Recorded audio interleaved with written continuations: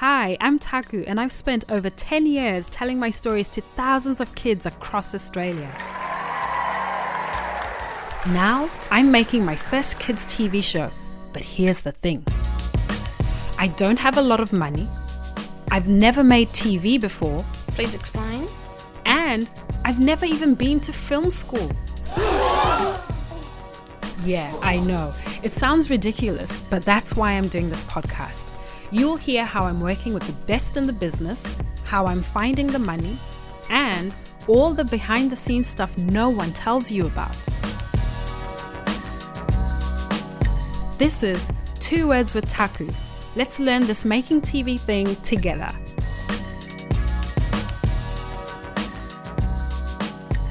Ooh, we're starting to get to the exciting times.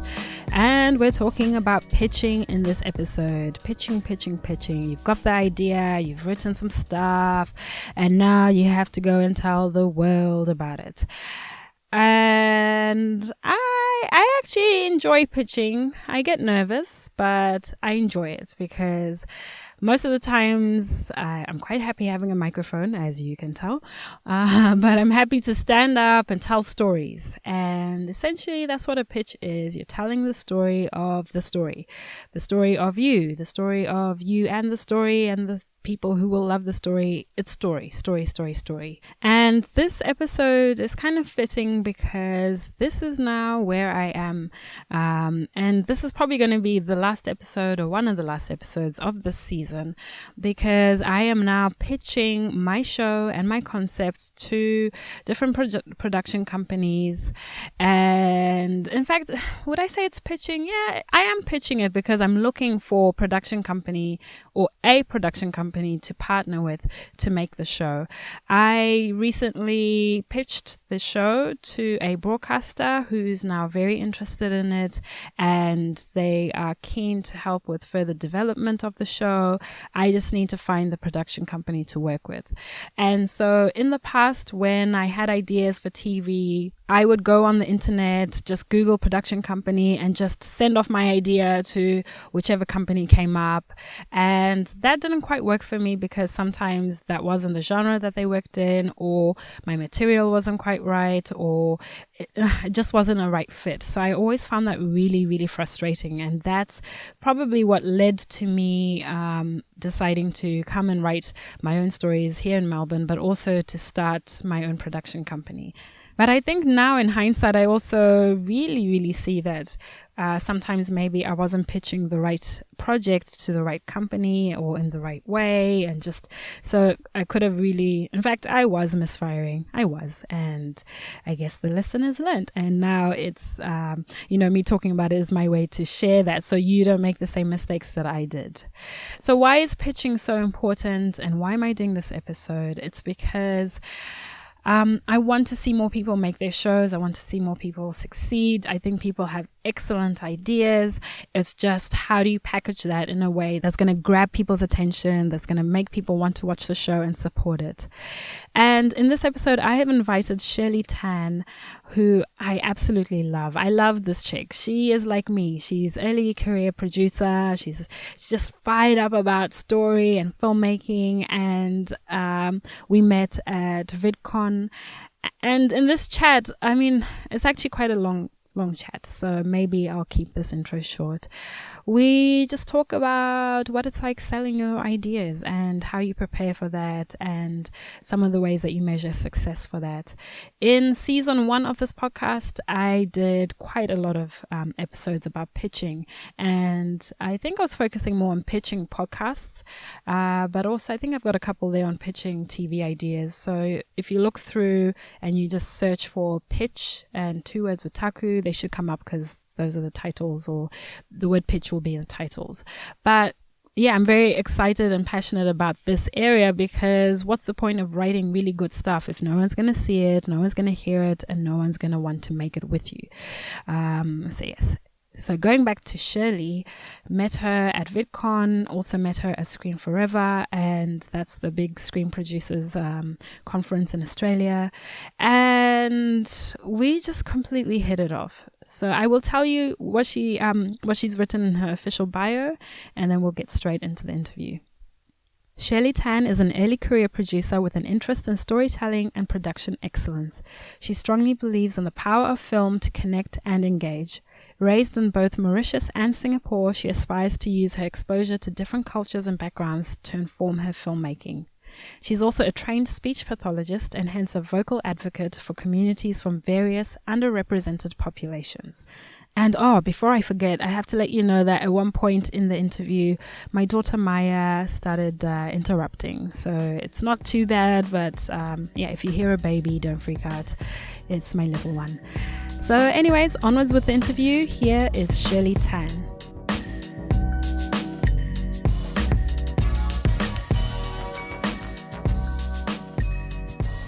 Sher-Li, could you tell us a bit about yourself and about the work that you do?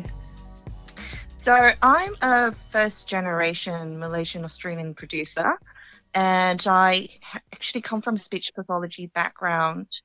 I got into filmmaking because I wanted to help tell people stories, and I thought that filmmaking was a great home for that ambition. So I'm currently an early career producer. I make content that I feel passionate about, and that's mostly with a focus on stories that are unrepresented and are meaningful, and the kind of projects that I've been working on are web series, and I just recently produced a feature film, helped to co-produce a feature film called On Punch, which is a crime thriller. Ooh. So that's me. That's what I've been up to. Did you say it's called On Punch? One Punch. Oh, One Punch. Oh, yeah. And is that sort of along the lines of One Punch laws and just how One Punch, the people who've been killed by one punch, literally? Yeah, so actually it was inspired by, oh, bless your baby. I know. You know what? We're just going to keep rolling. Right? She's co-hosting the show now. Oh, yay. That's wonderful.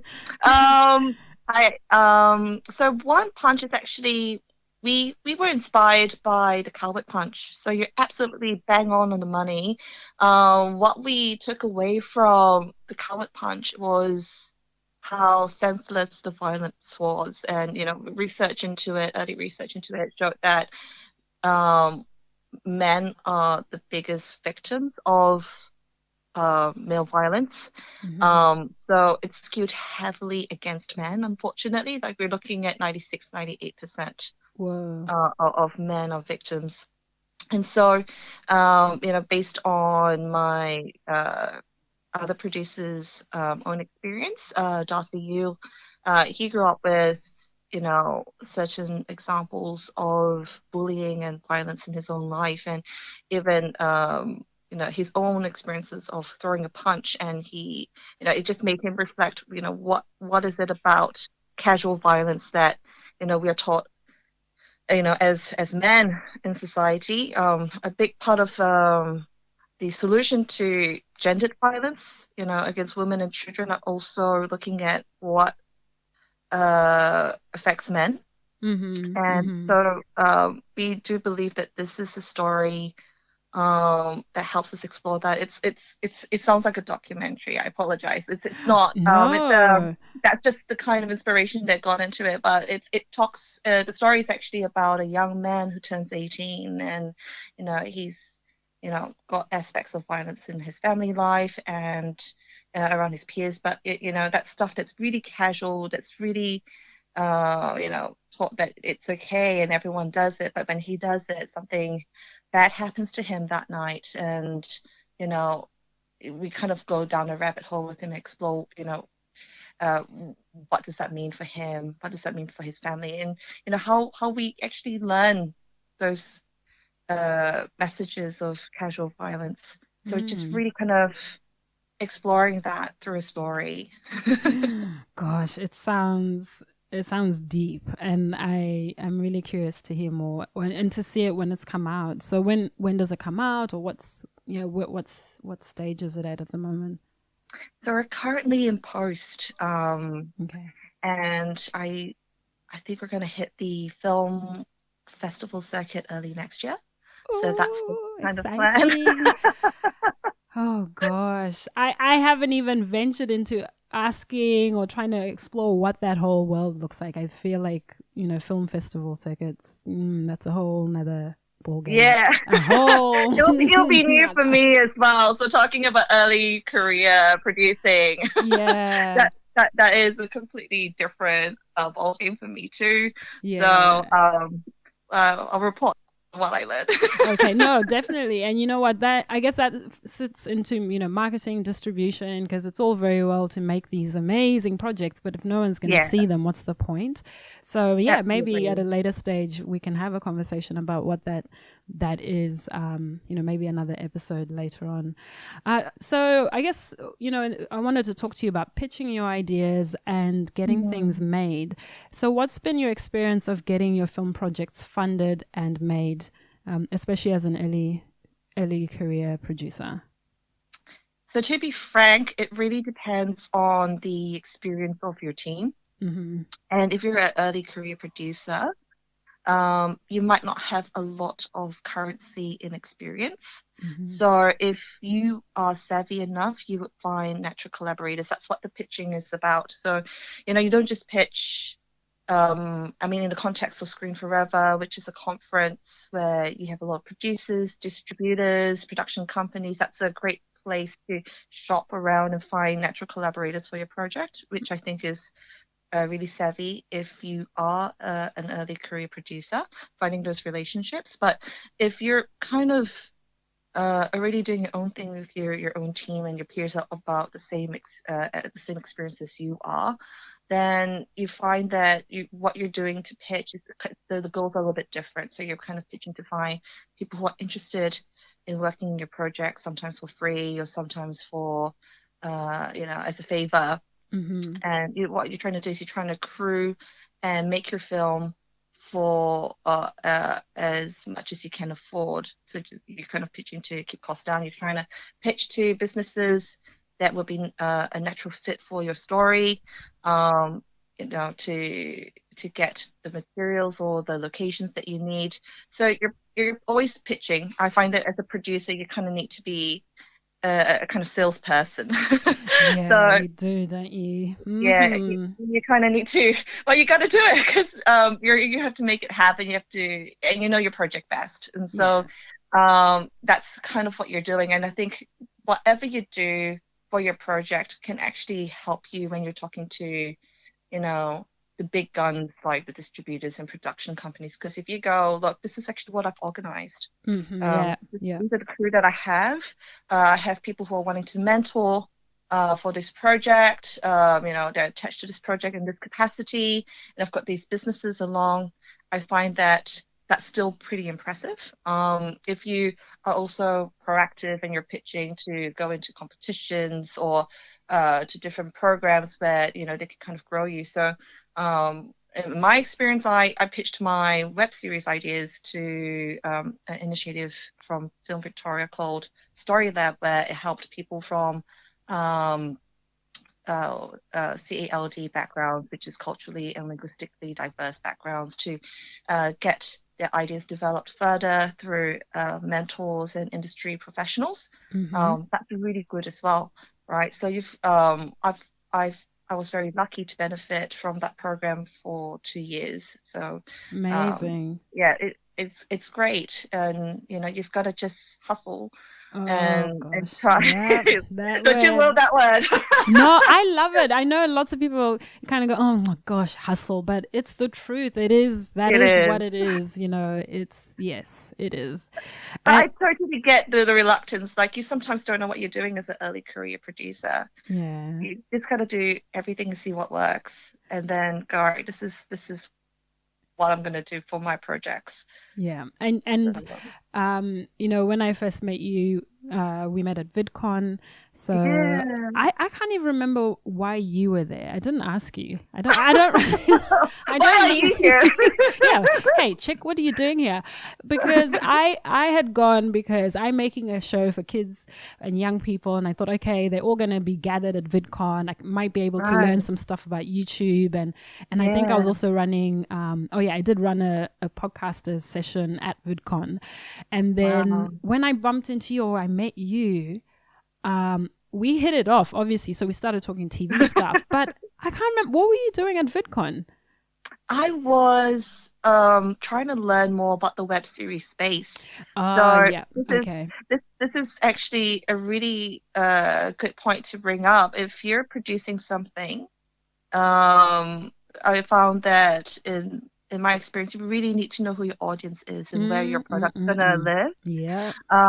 And so, no one's an expert, not even the most experienced producers. You kind of need to go every year to kind of find out what's the latest developments in that field. And for me, I was just trying to know if you're going to put something up on YouTube, how is it going to succeed as a web series? Because, as a platform, it's not really a platform that's friendly to web series unless you have a lot of content that is value added for people to watch. If it's just about your product, if it's just about your film project, no one cares. But if that's what the YouTubers are doing well, the creators, they are making content that people are actually interested in.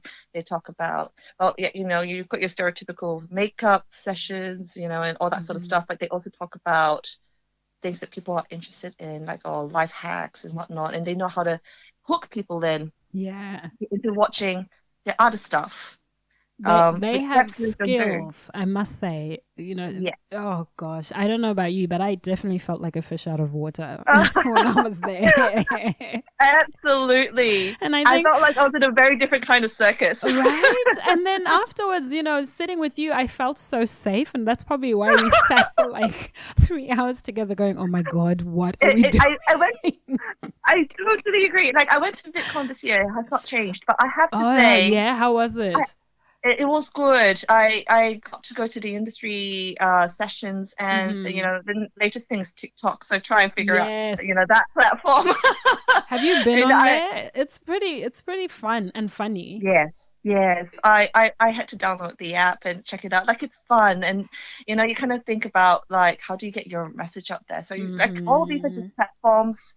You kind of need to know them intimately in order to know what can live on the platform. So, honestly, it is one of the most, like, I know we're kind of semi-bagging out, semi-respecting it, but, like, honestly, VidCon is really, really fun, and it's the most easiest way to meet people.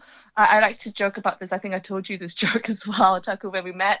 But, like, I call it, there's this thing where you can kind of network with people through an app, and I call it consensual networking, because you go, I look at your profile, you have something interesting that I want to know more about, and you can accept and go, you seem interesting too, so let's meet up, and then they give you a table and you meet for 15 minutes, and that's how we met. Oh my gosh, do you know, I completely forgot about that, because I really was going, where did I bump into her? Was I sitting next to her? No, that is right.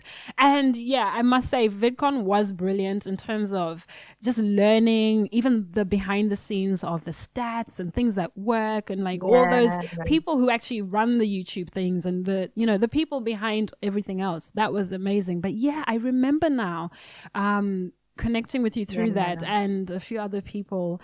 And I mean, what I loved about you, I guess this is now going back to the whole pitching and how you talk about your projects and things like that. That day you had, like, I'll call it a dossier of like of all these flyers and little things about each project, and they were beautifully designed. And I think you talked about 3 projects or 4, I can't remember, but you were pulling out like a flyer or a business card or this, and then you'd tell me the story. I'm like, damn, okay, great. And then you pull out another one and tell me again. And I loved that so much, because it's so powerful.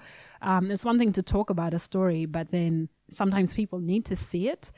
So my question is, when you went to Screen Forever later that year, after I met you at VidCon, I bumped into you and you said you were going to hit up some of the producers and go to the pitching sessions. Yeah. How did they go, and how did you measure success and or failure of those pitching sessions? How did I prepare? So you talked through my process pretty well, I have to say. Oh, sorry. To get a dot Long here. question. No. No. I'm just joking. Like, I think it's really, really funny that was my impression, and I feel very flattered that you thought that was really wonderful and impressive and not nerdy. No, not at all. So as you can tell, I like to be pretty prepared, and I do feel like having something visual helps people to kind of understand what the story is. It's kind of marketing, right? In a nutshell. So pitching is kind of like a verbal way of selling a story. And what I like to do is I like to leave something visual so that they remember the pitch, or and they have my contact details and that sort of stuff. It's kind of like the follow up to what you're saying. And because we're selling a very visual medium, we're selling something that's screen based. You kind of have to give something visual. So I guess in terms of preparation, you need to know your ideas pretty well. You need to know your pitch really well. And I'm not going to teach you how to pitch your idea because every idea is different. Yeah. And, you are different. And you need to, essentially, you do need to just find a pitch that works for you, that you feel confident in selling, and that tells people what they need to know about the project, and hook them in. So as long as you have those, you're set. And if you have a comp card, so I call it a comp card. Man, I had a lot of things that day at VidCon, but some were really big, some were really small. There were actually different kinds of audiences, and so you don't have to do that if you don't have the budget for it.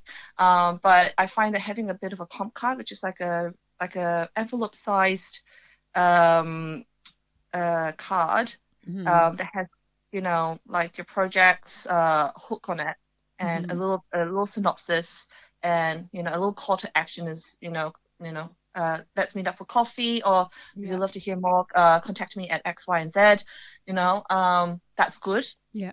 Don't obviously put your whole story out there. Like, I'll let people decide what they want to put in their marketing materials, but you also need to protect your IP. So normally just something that is good to hook people, to get you're giving this card to so many different kinds of people. It's Screen Forever. I find that there's so many different people there that you could connect. You're not just connecting with producers, distributors. You could also be connecting with potential crew members, who have a lot of experience that you might need in your project. So like writers and directors, that's you might want to just give them something that gets them excited to know more about your project, and that can lead to another meeting and whatnot. So that's what the comp card is for.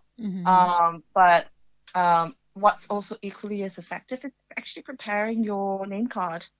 Have a name card. Have something to give someone. Something to leave someone with, and then promise to follow up, if not right next day, right after the conference. So, because the conference can be quite full on. Oh my gosh. I mean, it's like the valley of lanyards, I call it, because it's just like, oh my God, if I need to look at another, I normally get home after a conference, just hoik them in the bin and just don't want to see them. But you're right. And the people who stand out are often the ones who email me afterwards, and I go, oh, I should do that. But, you end up just emailing the ones that you're interested in or that have really affected you. But sometimes you get those blanket emails from some people and you're like, oh wow, they're committed. So but yeah, you're right about having something that can continue that conversation if that's what you're after. So that's just things that you can easily prepare before you go. And then when you get there, it's a completely different ballgame because you get prepared. But I think the best thing is just to dive in and learn as much as you can. It's a learning experience. Every year is going to also be different because people are going to look for different things. But also, back yourself up, because people are there to also kind of shop for ideas, and so they do want to talk to you. So, and that's something that you kind of have to remind yourself, especially if you're a nervous pitcher like I am. I cannot believe that. Really? Sher-Li, nervous and nervous how? Look, Kotaku, we got along really well.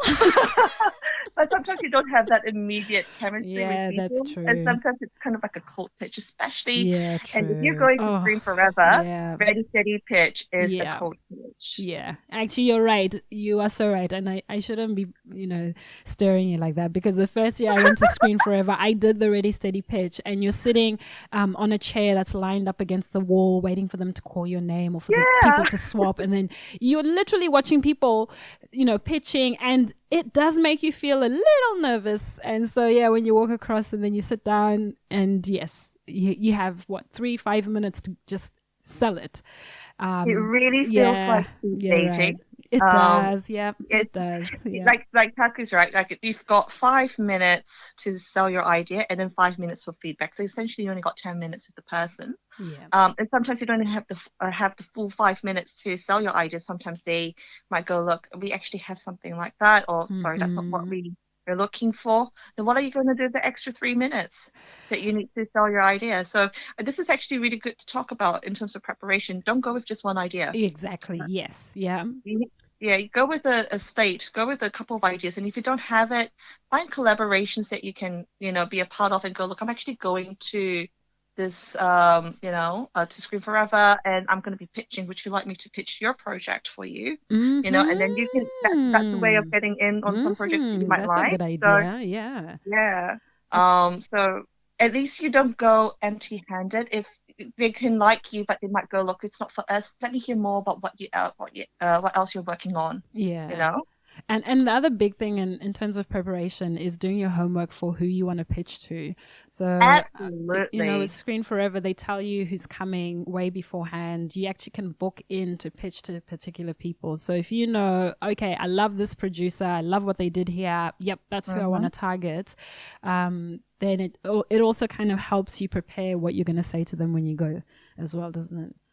Yeah, I believe you have 3 sessions that you can book. Mm-hmm. And then on the day, sometimes these sessions are available because people cancel or whatnot, and then you can just jump in and do it. So what I did was I created a wish list. Yes. Talk about preparation to the max. No, well, my gosh, you have to, hey. You have to. And the process, especially if you ever get fortunate enough to book in your own session, so if you've applied and you've really spent the money and you're waiting to book in people, you need to actually go in fast because those sessions, especially with the really popular people, they tend to go up really quickly.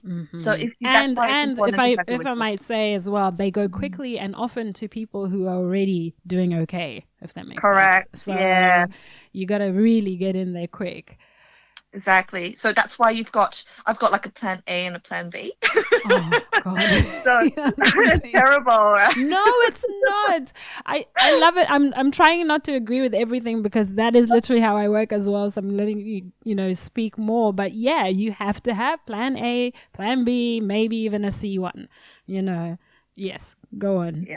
This is why Chaku and I get along so well. Mm-hmm. We've got the same energy. Mm-hmm. But yeah, you have your wish list, and sometimes you don't get it because people are like really, really on. That's the first people they book, and they just book it real quick, right? So the first 10 minutes are like, free for all online. It can be quite crazy. So you really need to prepare, and you really need to know who you want to go and talk to. And if you don't get that person, move on to the next person. And so you wouldn't be nervous or you wouldn't be deciding when that happens. You'll be able to make those decisions really quick because you've really done your research. You really know what you're going to do if you're going to pitch to this person.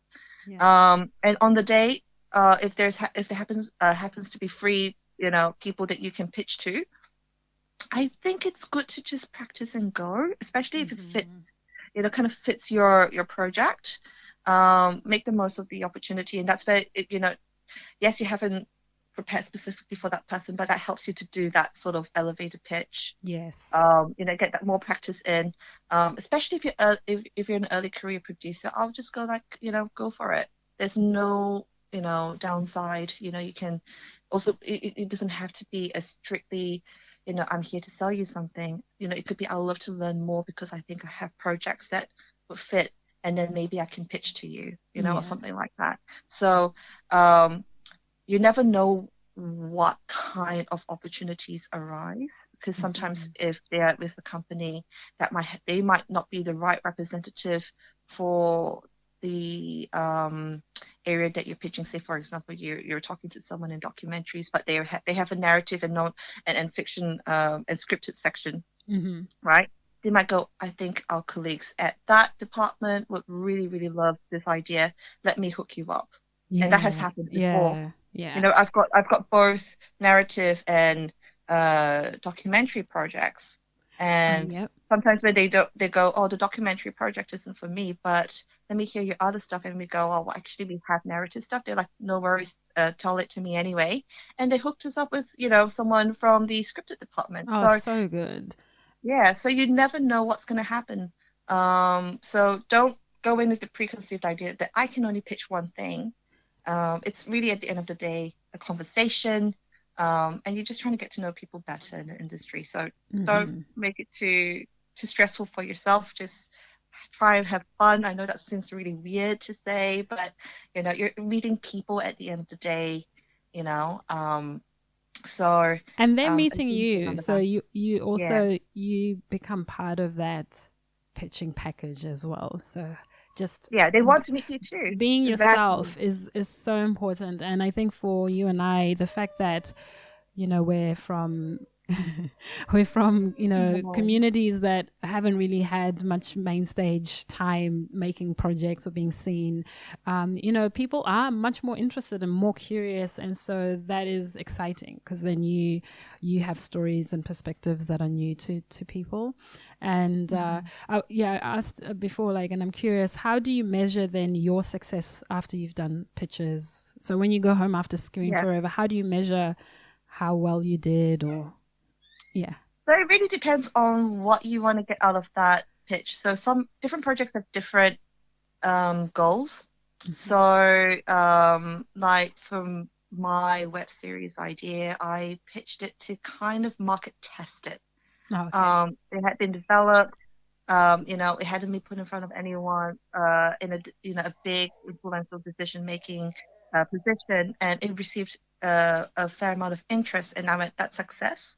Yeah, And great. those people who uh, didn't really buy the idea, who um, they gave some really important feedback, and this is one of the things that I feel that people should really be open to. When you get feedback from these really experienced people in the room, even though it's a rejection, they're usually really good with their constructive criticism. Yeah, they are. Um, They are. that is invaluable Mm-hmm. advice. Mm-hmm. You pay through the nose to get that kind of advice. And I took that as a success as well. Going, all right, these are things that I've been hearing and about this project. These are the same kind of issues. I'm going to fix them. I'm going to Mm-hmm. go and try and develop it into something else, or like build on it, or address it. That is really good. That's still a win. So Yeah, um, definitely. it's how you see it. I always feel like with these situations, it's a glass half full rather than half empty, because you can always learn something from your pitches. And sometimes when you don't get the right market response, you learn stuff about, okay, is there an audience for this project, or is it because the market's a bit conservative for this idea? Or, Mm-hmm. it might not be your idea. It might be, is it the wrong market Or for wrong it? time, even. Yeah, What's the zeitgeist? People love correct. that word. What's happening culturally? Yeah. Like, is that the time to be doing certain projects as well? Yeah, I think. Yeah. But that's important intel for a producer, right? You Mm-hmm. need to know how to land the project. And sometimes something could be really, really popular when you're developing it, but maybe in 2 or 3 years when it comes out, like it's such a tricky thing, Mm-hmm. because do you have an audience for your project? Actually, that's the key thing as a producer. Do I have an audience that will buy my product? Mm-hmm. If you know your audience really well, you're going to get a lot of people interested in your project. So I think if you're going to pitch, really know your audience and mention who they would be. Most people will be very excited or open to hearing it. If you don't know who your audience is, you'll find that you're going to be in the back foot, because people Yeah, that's true. don't want to take on that risk. They externalize the risk. And usually the producer who's making the project, they need to know all of those that information. Here's the market size. Here's the group of people that would watch and buy my film. Yeah. So where's it going to live, all that sort of stuff. That's why you go and research. That's why you go to VidCon, you go to Screen Forever, you Mm-hmm. go to all these You places. meet You hustle. people. Yeah, you do. And you know what? It's funny. It ends up being really enjoyable when you are passionate about your ideas and Yeah, if you have perspective about the fact that it's going to take time as well. Nothing happens straight away. correct. Relationships take time to form and to grow, and there's just so much other stuff that goes into going from pitching something to now we're making it. And Mm, I think that's something I've been learning, that I just have to be more patient with how long things take, and good things take time, and it's mm, okay as well to not force those relationships, because I'm sure similar to you, like I've pitched some things to so many people and they're so excited in the moment when you're telling them, you send the emails back and forth, and then it just goes dead, quiet, ghosted, right. gone, disappeared. And so you kind of learn I always say you learn to hold your projects tightly and lightly. So tightly as in Mm, you really believe in your idea, it's really really strong, but then also lightly that yeah, this might not be the project for them, or it might be a project for 10 years from now, or it might not ever happen. And so you have to be also quite fluid in that. And yeah, and yeah, like you said, part of it is then going out and meeting people and talking to your peers, and just yeah. staying in there, staying in the game. Absolutely. That's a very, very smart approach. Holding it tightly but lightly. Being committed to your idea is a very good thing, but also being flexible to know who can come to the dinner table. You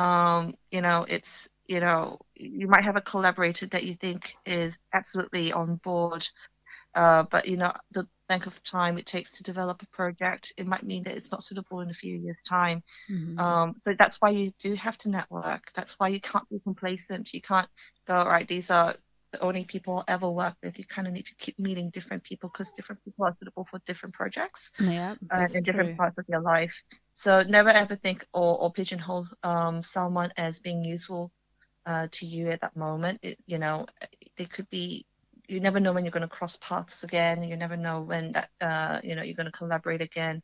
I find Mm-hmm. that that's proving to be true. Even I'm still an early career producer, but the people who I've networked with on different projects, they still keep coming back and back. Mm-hmm. In different ways. You work with them in different ways. And I think that's why you have to always be.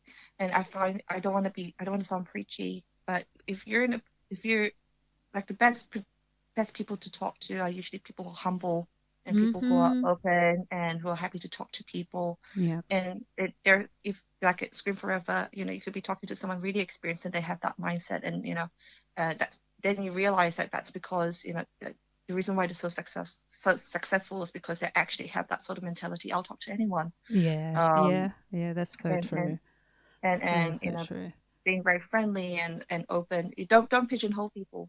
You never know when you work with them. Mm-mm-mm. You are definitely preaching amen to that, because even I was going to say at Screen Forever, you have dedicated pitching sessions and then they have panels and all these other things, but then they also have so many sort of mingle times. So morning Yeah, tea or lunch. And people sometimes, I remember seeing some of the like big name producers, as in they've flown from overseas. Oh my gosh, they've done all right. these amazing things and they're standing by themselves with a cup of tea looking lonely, kind of thing. And so, if you go up to people and you're also friendly, you can end up having some amazing conversations without also that expectation that it'll turn into something as well. But that's how you Mm. keep those relationships, happening. And yeah, everything you're saying is spot on. And yeah, Yeah, I spot actually on. have a different perspective. I used to volunteer for Screen Forever. So for the first Okay. 2 years that I was at Screen Forever, I was a volunteer.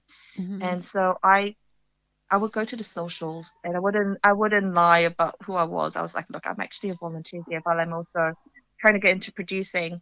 And I still had a lot of great experiences from that. So if anyone Mm-hmm. who's listening, if you're a student, you should actually go and volunteer as much as you can, because Yeah. I've made connections that, even as a volunteer, even if I wasn't a jobbing producer back then, they still were very valuable down the road. And that's what I mean by like people, you're going to meet all sorts of people. Sometimes you feel like you're not enough, especially if you're, just a volunteer. But, there are people who are smart enough know that that's how you start out. And, it's good to kind of just talk It's to that people. hunger. Like Yeah. definitely, and that commitment, because not everybody wants to volunteer. Right. We're in an industry where you do get some people with the ego and pride and all of that stuff, but I've been finding a lot more people just down to earth. They're just nice people, just normal people. And you're so right about showing that commitment and always showing up as well, because that's how you become visible and people will remember you, and then that's how it goes. So 5 years from now, people will be like, oh yeah, of course Sher-Li, of course Taku, of course. I've seen those chicks around. Yeah, of course. Yeah. And that's what's happening, that's the long game. If you show that you're committed and you've been there right from the get-go, people want to work with you because they know that you care. You care enough about your work, your industry, your projects. Why would they not want to have a chat with you? Yeah, that's so true. Oh gosh, you just have so much wisdom, and I love it. No. I do, I do, because I'm excited about doing the walk with you as well. It's one thing to have ideas and be learning from people who are experienced, but I also want to walk with the people who are same sort of level as me, and to learn from you as much as I hope. I might share things here and there. Absolutely. Yeah, so now, because we pretty much have to round up our wonderful chat, but where do people find you, and how can we support your work as well? You can find me at passport-productions.com. I hit me up on LinkedIn. That's the best way to kind of get in touch with me about projects.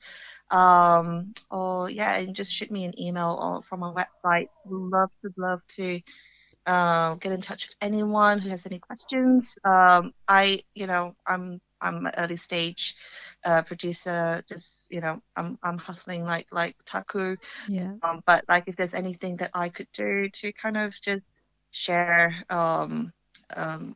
if any of my experiences are of any value or help, I would love to do that. So yeah, please ask me anything. Oh, that's great. I'll put all your links in the show notes so people can contact you directly. But thank you. Thank you so much for being on the show, and all the best with everything. And are you at Screen Forever this year? I think so. Yeah, I know. Me too. I'm like, I think so. I think so, but I think I'm going for a few days, but not the whole lot. So yeah. Okay, well, hopefully I'll bump into you there. If not, thanks again for the chat, and all the best with everything. No, thank you for having me. This was lovely. Thank you. Great. See ya. You're listening to 2 Words with Taku. If you like what you're hearing, please rate, review, and recommend the show. Oh, I just love this. I love talking to Sher-Li, because we're walking together and it feels great. And like I said, or I'm always saying, 5 years from now, 10 years from now, we will look back and say, oh, remember when we met and we walked together? And I want to support her work. She wants to support mine. And it feels good. It feels good. So I hope you enjoyed that chat with her. And if you have questions for me or for her, you can reach out to us. I'll put all the contact details in the show notes. If you want to email me, I'm taku@taku.com.au.